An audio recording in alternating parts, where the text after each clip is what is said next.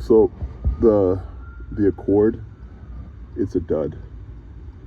Honda Accords used to be like the car, and I was always envious. I always wanted a Honda Accord, so I finally got one. It's had problems from the beginning. The trunk would pop open, and then there was the crash, and then recently the front overhead lights don't turn on, and now I'm getting like several scary messages.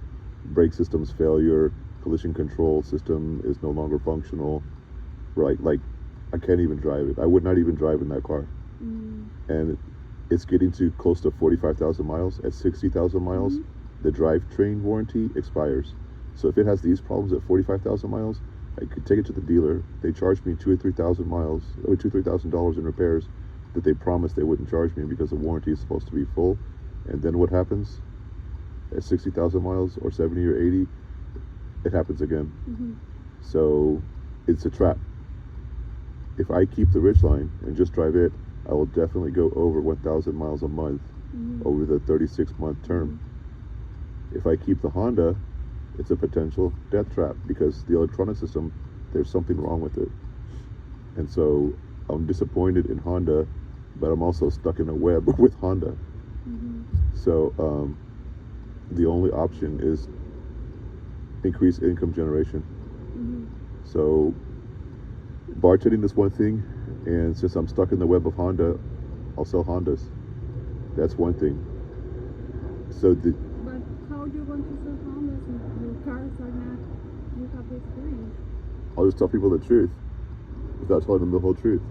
And I'll tell them, don't buy a Honda Accord. I'll tell you why. It's too small. Get a Ridgeline. It's all in what you say and how you say it. It's not, you can deliver the same message and tell people what they need to know so that they don't. Sometimes it's better to conceal certain things, right?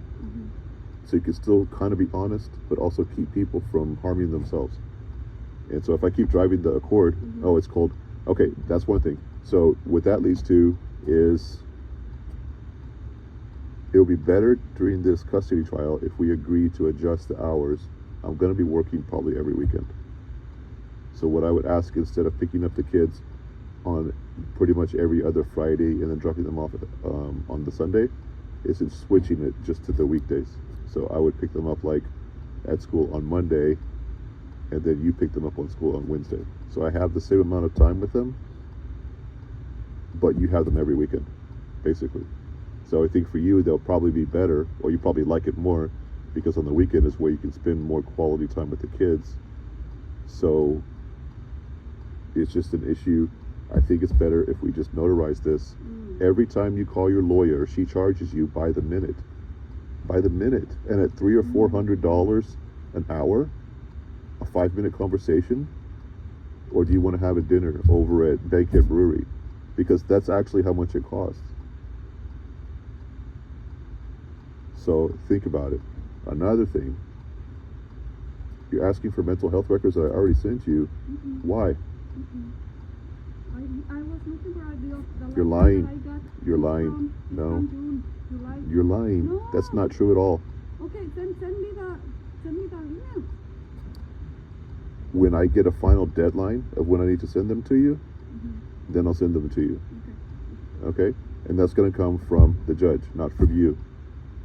No, because it's No, in the decree. no, It's in the decree. no. Okay. That's it. This is also Okay, this. I'm not going to argue about this. Yes, you are. No. Yes, you are. You've already gotten those records, and you want them again. So, the other thing is that the real money is in national defense. The real money is in the military. And you know my family has a tradition in the military. This is the important thing that I have to tell you. It's going to slowly develop, but the concept is a private military corporation. And it takes a long time to develop because you have to go through certain steps, certain procedures that I don't even know how to go through.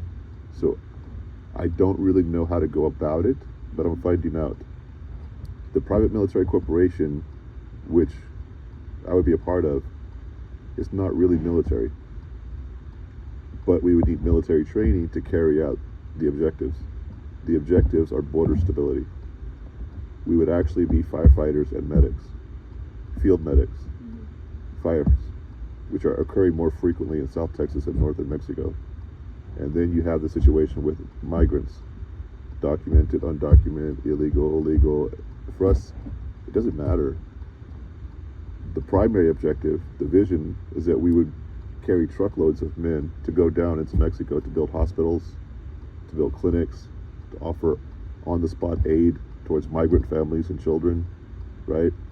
But you go do that in Mexico, that's actually a very dangerous thing. So we have to have some military training in case we get in situations that we don't want to be in. The most important thing is that we have to take a we don't know anything stance towards the drug trade, because the cartels are very powerful and the US military is very powerful, and we don't want to get caught in between the two. So we have nothing to do with the drug trade, which is really an agricultural trade, which could be defined as a pharmaceutical trade. We don't care. That's not what we're there for. The reason why I'm telling you this now is because you're going to run back to your lawyer and demand more mental health records because my husband is crazy. So of course you can have those mental health records only on the deadline. I'm not wasting time with that. The priority now is to get Valia out of public school. So Prestonwood Montessori is great. It's an overflow campus. They don't even have their own building. They have an extra hallway from E.D. Walker Middle School. The real reason why I'm starting this private military corporation, the United States will most likely go to war with Taiwan. And that's going to cause a global catastrophe in the economic market. And that's going to lead eventually to a mass polarization here in Texas and even in northern Mexico and all over the United States. The worse that war gets, the war that will occur after it is going to be in South Texas and North Texas and Wyoming and Florida. Americans are armed to the teeth. Americans are already suffering economically because the quality of life is going down. If this war in Taiwan occurs, the global markets will rattle, and overnight people are going to lose tens of thousands of dollars. Some people will lose millions of dollars because it's based on the stock market and it's based on the US fiat currency. When this happens, because it will happen if the US and Taiwan merge together and the US and China go to war. So if that happens, 2 or 3 or 4 months, years later, there will be outbursts of sporadic violence in Texas. You're a Mexican national. Farmers Branch is considered by some people to be the most racist city in America. The real reason why I'm doing this is because if I have a status as a humanitarian peacekeeper who has a dual loyalty, right, whose new religion is patriotism, people are going to notice it here in Texas or the United States. But if I have that same status in Mexico, people are going to notice it. The same thing. If we're humanitarian workers, John and Valia and you are going to be more or less untouchable, because why would anybody harm the family of a firefighter, the family of a medic? Like, I don't have to do this. We could go run and hide and go to some wealthy northeastern state and just make a lot of money. So you want the mental health records? I'll get them to you. I've been going to cognitive behavioral therapy for 2 years. 1 year of CBT. It's because I've been going to 4 different types of mental health specialists. I'm doing twice as much as what I'm being told to do by the court. You want mental health records? That's fine. I'll get them to you. But I'm telling you this now because as it unfolds, your family should be prepared. Eventually I have to go to both capitals to pitch my idea, to sell it to the US federal authorities, to the Mexican federal authorities, because you can't do this kind of thing just on your own. And if you do, you're basically an organized criminal syndicate. You're doing all sorts of dangerous and fun and exciting things without a legitimate purpose. Does that make sense? I have to become a Mexican citizen. They're not going to allow somebody who can just run back to the US after causing all kinds of havoc in Mexico. So I'm telling you this now because I'm not lying to you. I've always been honest with you. You've never trusted me. So you can go run back to your lawyer and say, My husband's office meds, my husband's office meds. I'll tell you this now. I've been taking blood tests that measure the exact amount of medication in my system. Okay. You can have access to those too. Okay. You want access to the CBT reports? I talked to them. The counselors for cognitive behavioral therapy, they don't want anything to do with the divorce courts because it ruins their business. It interrupts their workflow. I have to sign special papers just to one psychologist and one psychiatrist who both have PhD level education. One's a medical doctor and one's a PhD. And then I have to go to their office, and then I have to get the paper. Then I have to explain the situation. Then they call the CBT, and the CBT sends the fax. But I have to get the email. Then I print out the paper. Then I sign it again. Then I go back in person. It's absolutely ridiculous. The terms of the next mediated divorce is that I don't have to do that.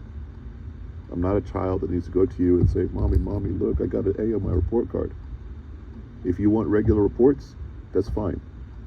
That's fine. I will do it voluntarily. I understand your concern, but it's fake. You and I both know it's fake. There is no reason for, yes, it's fake. There is no reason for concern. Okay. The reason for concern is if I was doing this and I wasn't telling anybody. This is not some sinister plot that I'm hiding. It's going to take a long time to get this done. It might take so long that I will actually age out and not even be able to participate in the idea that I want to begin. I'm 47. I have to face reality. Okay. Also, one last thing. I'm going to Bankhead Brewery right now. Well, maybe tonight. No, I need that bartender resume. You still have it? Yeah. I'll get it later, but if you could give it now, that would be great.